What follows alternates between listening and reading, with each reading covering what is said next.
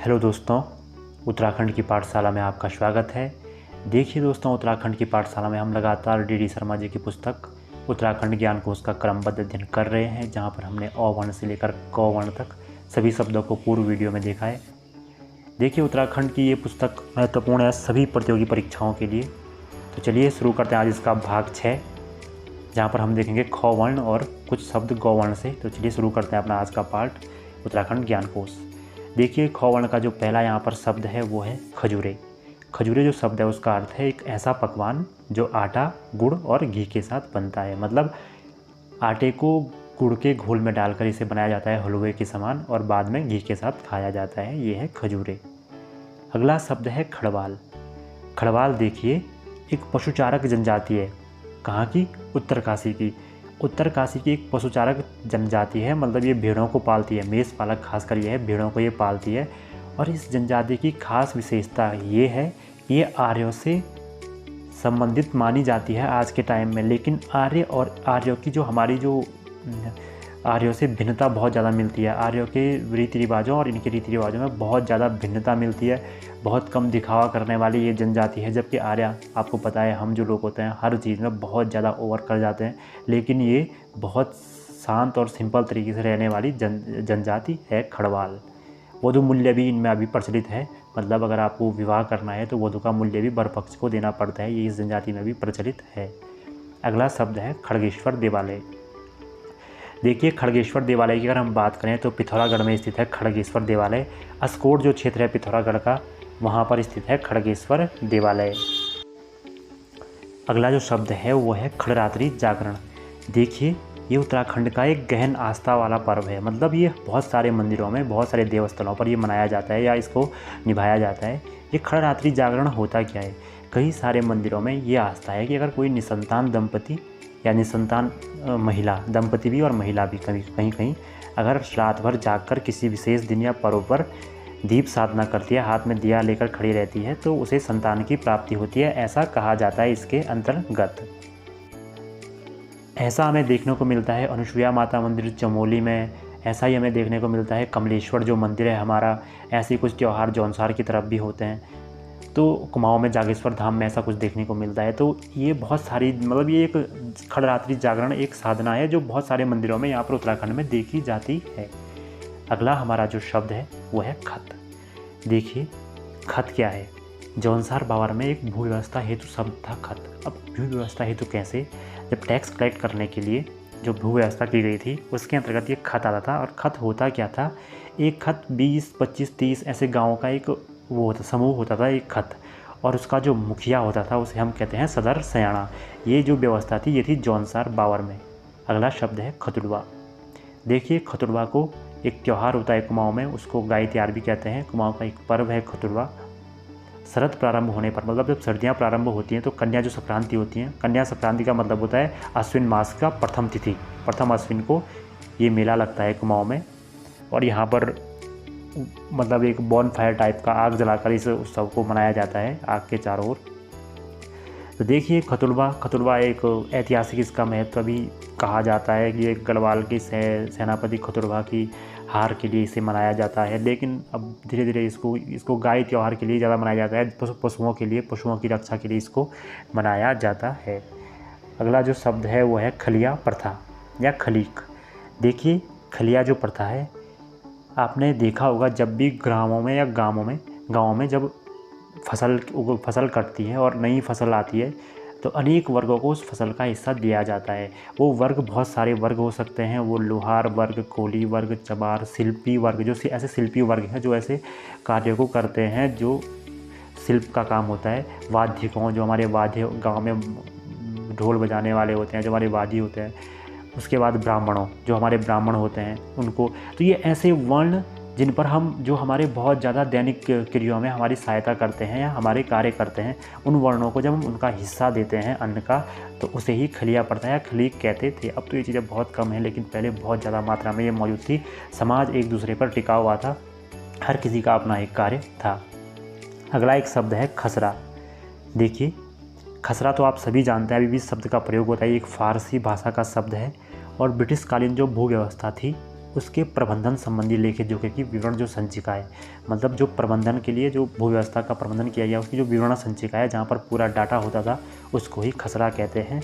आज भी ऐसे शब्दों का प्रयोग होता है। अगला शब्द है खतीमन। खतीमन की अगर हम बात करें तो कुमाऊनी में क्या होता है, जो निम्न वर्ग के ब्राह्मण होते थे चंदों के समय, उन्हें खतीमन कहा जाता था। ब्राह्मणों को भी कई वर्गों में बांटा गया है, उच्च वर्ग, निम्न वर्ग। तो निम्न वर्गीय जो ब्राह्मण थे चंद वंश के समय उन्हें खतीमन कहा जाता था। अगला शब्द है खबीस। देखिए ये शब्द भी सुनने को मिलता है। खबीस जो शब्द है ये हम बहुत बार देखते हैं कि जो प्रेत योनिक दुष्ट आत्मा होती है, मतलब जो प्रेत योनिक दुष्ट आत्मा हम मानते हैं जो प्रेत योनि में होती है उसे हम कहते हैं खबीस। अब ये खबीस क्या, उत्तराखंड में इसका प्रयोग कैसे होता है कि जंगलों और जो चारागाह जहाँ गाय गोई चरते हैं, कहते हैं कि ये वहाँ का अधिपति होता है, चारागाहों का ये अधिपति होता है। और ये यही मतलब ये बहुत बार इंसानों पर, जिस इंसान पर ये कुपित हो जाता है तो उसकी बहुत बुरी स्थिति यहाँ पर देखने को हो जाती है, वो मेंटली डिस्टर्ब भी हो जाता है, ऐसा कहा गया है। जैसे ये कब जंगलों में बहुत अलग अलग टाइप से मतलब वो करता है कि इंसान को परेशान करता है। कभी ये दूसरे इंसान की भेड़ पालक की आवाज़ निकाल देगा, कभी भेड़ों की आवाज़ में बात निकालेगा, कभी भेड़ पालक की आवाज़ में बात करेगा। तो ऐसे कई चीज़ों में ये इफ़ेक्ट करता है इंसानों को। ये सिर्फ एक मानने वाली बातें हैं, ये ऐसा हम इन्हें स्वीकार नहीं कर सकते हैं। अगला शब्द है खारी। खारी जो शब्द है मध्यकालीन उत्तराखंड का एक अन्न मापक पात्र है। देखिए मध्यकालीन जो उत्तराखंड है उसका एक अन्न मापक जो पात्र है वो है खारी। अब खारी की वो क्या है, मतलब खारी का माप क्या है, तो खारी होती है 20 द्रोण की। 20 द्रोण की एक खारी होती है। अब द्रोण की माप क्या है, तो एक द्रोण 16 पाथे का होता है। 16 पाथे और एक पाथा आप जानते हैं 4 माणे का होता है, अर्थात 2 किलो का। तो देखिए, और एक माणा होता है 500 ग्राम का। मैं फिर से कहता हूँ, एक माणा जो होता है वो 500 ग्राम का एक अन्न मापक बर्तन होता है। एक माणा 500 ग्राम, और ऐसे ही 4 माणों का मतलब 2 किलो का एक पाथा होता है। 4 माणों का एक पाथा, और 16 पाथे जब हो जाते हैं तो एक द्रोण होता है, और जब 20 द्रोण हो जाती हैं तो वो होती है एक खारी। अगला जो शब्द है वो है खाल। देखिए खाल होता क्या है, जैसे 2 पहाड़ी शिखर है, 2 पहाड़ी शिखरों के बीच की समीपस्थ ऐसी भूमि जहाँ पर से दोनों पहाड़ों के शिखर दिखेंगे उसे हम कहते हैं खाल। मतलब ऐसा जगह जो 2 पहाड़ों के बीच में हो और शिखरों के नज़दीक हो और वहाँ से दोनों शिखर दिख रहे हों, मतलब एक अर्धचंद्र जैसा बना हुआ हो दोनों शिखरों के मध्य, उसे हम खाल कहते हैं। अगला शब्द है खाला।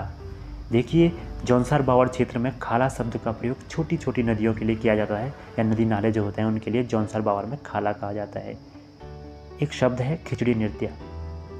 खिचड़ी नृत्य की अगर हम बात करें तो जो थारू समाज है वहाँ पर क्या होता है कि महिलाएं ज़्यादातर नृत्य नहीं करती हैं, क्या कम नृत्य करती हैं, पुरुष अकेले ही वहाँ पर नृत्य करते हैं। लेकिन होली के समय वहाँ पर एक नृत्य होता है खिचड़ी नृत्य, जहाँ पर पुरुषों के साथ महिलाएं साथ में दोनों मिलकर नृत्य करते हैं। तो ये थारू समाज का एक नृत्य है खिचड़ी नृत्य। अगला शब्द है खिचड़ी भोज।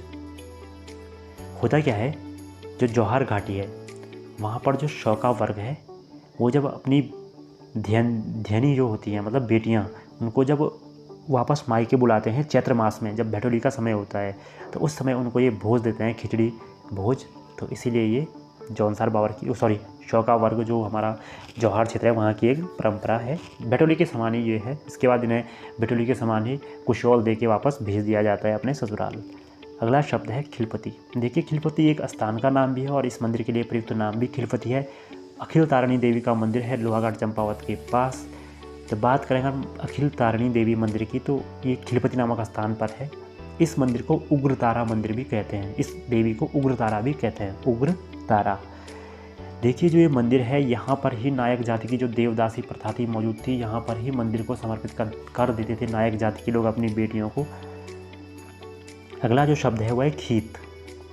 खीत देखिए खस समाज में तलाक को हम खीत कहते हैं। खीत का जो शाब्दिक अर्थ होता है वो होता है मुक्ति या छूट।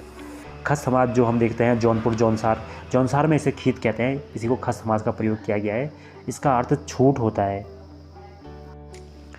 देखिए जो जौनपुर क्षेत्र है वहाँ पर इसे छूट कहते हैं। और इसमें होता क्या है, भूटांतिक क्षेत्रों में इसे धर्म मांगना या धागा काटना कहते हैं।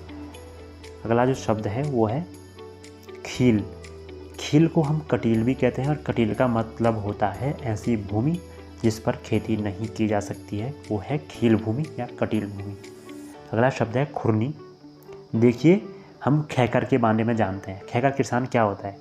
खैकर किसान ऐसा किसान वर्ग होता है जो अपने थोकदार के यहाँ उसकी भूमि पर कृषि करता है और उसे बेगार भी देता है, मतलब बिना पैसे के उसके लिए काम भी करता है और उसे उपज का 1/3 भाग इसके रूप में अंत में मिलता है। तो खैकर किसान ही खुरनी है, उसे ही हम खुरनी कहते हैं। अगला शब्द है खूंद। देखिए, खूंद की बात करें तो यमुना और टोंस घाटी में जो भड़ या वीरों हेतु प्रयुक्त शब्द है, जो हम अपने पुराने भड़ वीरों को प्रयुक्त जो शब्द है वो है खूंद। अगला है खेंडा या खेंडाड़ी। देखिए, जौनसार का एक भोज्य व्यंजन है खेंडा या खेंडाड़ी। होता क्या है कि दक्षिण भारत में उपमा के समान ये होता है। अब होना क्या है, ये भी सेम वैसे ही है जैसे हम स्टार्टिंग में खजूरे टाइप का पढ़ा रहे थे। होता है इसे भी पानी में आटा डालकर घोल करके बिल्कुल दक्षिण भारत के उपमा के समान, या हमारे जो हम बोलते हैं, जैसे हम शायद गढ़वाली क्षेत्रों में गुलथिया कहते हैं शायद, तो उसके समान इसे बनाया जाता है और इसके बीच फिर इसके घी के साथ खाया जाता है इसे भी। अगला जो है शब्द वो है खेल। पिथौरागढ़ का एक लोक नृत्य है खेल। यहाँ पर एक लोक नृत्य है जो कि है खेल। अगला शब्द खोड़िया। देखिए, खोड़िया जो शब्द है ऐंपड़ कला से संबंधित है। आपने देखा होगा देवताओं की मूर्तियाँ रखने के लिए छोटी छोटी चौकियाँ बनी होती हैं। इन चौकियों पर ऐंपड़ कला प्रदर्शित की जाती है। यहाँ पर लाल और वाइट रंग या गिरवे रंग ऐसे आपको देखने को मिलता है। इनसे कलाकृतियाँ जो ऐंपड़ कला की है, तो इन्हीं चौकियों को खोड़िया कहा जाता है, जो पूजा की चौकियाँ होती हैं। अगला शब्द है खोरिया। देखिए, खोरिया से छप्पर उखेलना भी कहते हैं। बोक्सा जनजाति का एक वैवाहिक अनुष्ठान है, जिसे जो बोक्सा शादी के समय ऐसा एक अनुष्ठान किया जाता है खोरिया, जिसमें वर पक्ष के छप्पर को, मतलब जो मकान का जो ऊपरी हिस्सा होता है जो घास फूस का, उसे उखाड़ा जाता है गांव की महिलाओं के द्वारा। ऐसा कुछ होता है इसमें। अगला जो शब्द है वो है हमारा गौ। गौ शब्द का जो पहला हमारे यहाँ पर गौ वर्ण का जो हमारे यहाँ पर पहला शब्द है वो है गंगनाथ। गंगनाथ की अगर हम बात करें तो कुमाऊं में पूजित एक न्याय के देवता के समान इसका महत्व है। गोलू देवता या गोरिल देवता जिसे हम कहते हैं, उनके समान इनका महत्व है। कहते हैं एक नेपाली राजकुमार थे गंगनाथ, जो बाद में साधु बनकर उत्तराखंड के वो कुमाऊनी क्षेत्रों में आ गए, जहाँ पर चंपावत उत्तराखंड के क्षेत्रों में आए। बहुत प्रसिद्धि है कुमाऊं में हुई। कुमाऊं में बहुपूजित देवता हैं और यहाँ पर इनका बहुत ज़्यादा महत्व देखने को मिलता है। अगला शब्द है गंगाड़ी। देखिए, गंगाड़ी शब्द 2 टाइप से प्रयोग किया जाता है। एक तो गंगाड़ी शब्द द्वितीय दर्जे के ब्राह्मण, मतलब द्वितीय श्रेणी के जो ब्राह्मण होते हैं उनके लिए प्रयोग किया जाता है। ब्राह्मणों में भी कई सारी श्रेणियाँ हैं। द्वितीय कोटि के जो ब्राह्मण होते हैं गढ़वाल के क्षेत्रों में, उन्हें द्वितीय दर्जे के ब्राह्मण के तौर पर उनके लिए गंगाड़ी शब्द का प्रयोग किया जाता है। लेकिन अगला ये भी है कि अलकनंदा के तटों पर स्थित जो भी लोग हैं, चाहे वो किसी भी जाति के हैं, जो भी लोग निवास करते हैं, उन्हें भी गंगाड़ी कहा जाता है। अगला शब्द है गंगूरमोला। देखिए, गंगूरमोला एक शब्द है, यहाँ का लोक ऐतिहासिक शब्द है। यहाँ पर गंगूरमोला सेमुखेम टिहरी का सामंत जिसे हम मानते हैं, कृष्ण से जोड़कर इसकी कहानी को बहुत बार देखा जाता है। जागरों में इसको देखने को मिलता है, जिसके जागर भी अभी तक गाए जाते हैं गढ़वाल के क्षेत्र में। गंगूरमोला, इसके 2 पुत्र थे, सिदुआ बिदुआ, इन दोनों के भी जागर देखने को मिलते हैं। तो इनकी कहानियाँ कृष्ण के साथ जोड़ के देखी जाती हैं यहाँ जागरों में। अगला जो शब्द है वो है गंगोली हाट। गंगोली की हाट की अगर हम बात करें, पिथौरागढ़ में स्थित है। यहाँ पर हाट काली का प्रसिद्ध मंदिर है। मणकोटी जो शासक थे कुमाऊं के, इनकी राजधानी थी गंगोली हाट। अगला शब्द है गंडकी। देखिए, गंडकी एक नदी है चंपावत में, लोहावती की सहायक नदी है, छोटी सी ये नदी है। और अगला शब्द है गढ़मुक्तेश्वर। गढ़मुक्तेश्वर देखिए, यहाँ पर लोहावती और काली का संगम स्थल है। गढ़मेश्वर जो शब्द है, गढ़मेश्वर जो देवालय है वो पिथौरागढ़ में स्थित है। और अगला जो शब्द है वो है गढ़ बैराठ। देखिए, गढ़ बैराठ या बैराठगढ़ चक्राता तहसील में स्थित है। कहा जाता है कि मत्स्य जो सम्राट थे मत्स्य साम्राज्य के, विराट महाभारत कालीन, तो उनका जो राजधानी थी यहीं पर थी। उनका गढ़ जो बैराठगढ़ है वो यहीं पर था। अगला शब्द है गणतुआ। देखिए, गणतुआ इसका अर्थ होता है पुछारा या बाकी। देखिए, ये शब्द किसके लिए यूज होते हैं? समस्या आने पर जब व्यक्ति से पूछवाने, अपनी समस्या का समाधान पूछने या समस्या का कारण पूछने के लिए उस व्यक्ति के पास जाता है जिसको देव शक्तियाँ प्राप्त होती हैं, तो उसे ही हम कहते हैं गणतुमा पुच्छारा, या बाकी वो हल बताता है व्यक्ति को और कारण बताता है उसकी समस्या का, उसके दुख का। ऐसा गढ़वाल और कुमाऊनी दोनों क्षेत्रों में मानते हैं। अगला शब्द है गणनाथ। गणनाथ की अगर हम बात करें तो अल्मोड़ा का एक शब्द है। गणनाथ का मेला यहाँ पर लगता है। गणनाथ एक स्थान है यहाँ पर, गणनाथ का एक मंदिर भी यहाँ पर है। अगला शब्द है गणेश गुफा। गणेश गुफा की बात करें तो माणा में स्थित है गणेश गुफा। यहाँ पर कहते हैं वेद व्यास और गणेश ने महाभारत की रचना की थी, गणेश गुफा। अगला शब्द है गणेश प्रयाग। भागीरथी और विलंगना का संगम, जहाँ पर आज है टिहरी बांध, वहीं पर स्थित था गणेश प्रयाग, जो अब जलमग्न हो चुका है। अगला शब्द है गनियात मेला। जौनसार बावल में बसंत के समय लगने वाला एक मेला है गनियात मेला। विश्व मेले के समय अब ये लगता है धीरे धीरे, पहले ये लेट लगता था लेकिन अब विश्व मेले के साथ इसको मनाया जाता है। विश्व मेला जो जौनसार बावल का सबसे बड़ा मेला है। और आज का हमारा जो अंतिम शब्द है वो है गबलादेव उत्सव।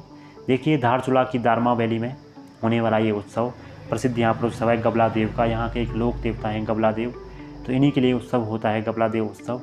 धारचूला दारमा में सौगा जनजाति का एक उत्सव है। तो देखिए दोस्तों, ये थे हमारे आज के शब्द। कल हम फिर से गौवर्ण को कंटिन्यू करेंगे। जुड़े रहिए। धन्यवाद।